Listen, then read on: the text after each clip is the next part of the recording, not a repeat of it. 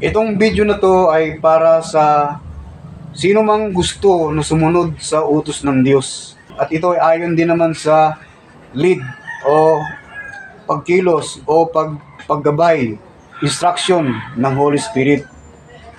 Na gawin tong video na to at ipaunawa sa inyo ang salita ng Diyos. Para tayong mga Katoliko, mga Pilipino, panahon na para talikuran natin ng mga rebulto. Panahon na para talikuran itong mga fake God ang tawag dito, hindi tunay na Diyos. Umaaray ba siya? Nagsasalita ba siya? Wala to. Ano lang to? Ano ba to? Parang chok na ginawa lang to.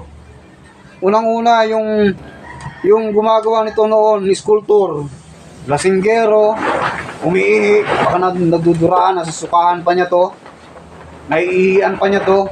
Tapos nung nagawa na, nabihisan na, todo takot ka na dito. Sinasamba mo na ngayon. Ang totoo, dapat yung sculptor, yung gumawa nito, yung sambahin mo. Kasi siya may kakayanang gumawa ng Diyos para sambahin mo. Magising po kayo, magising. Tanggapin po natin kung ano yung katotohanan. Ang Diyos walang laman at mga buto. Siya espiritu. Sambahin natin siya sa espiritu at sa katotohanan. Yan ang hinahanap ng Diyos.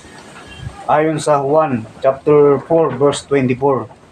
Ang Diyos ay espiritu. Kaya hinahanap ng Diyos ang mga sumasamba sa Kanya ayon sa espiritu at sa katotohanan.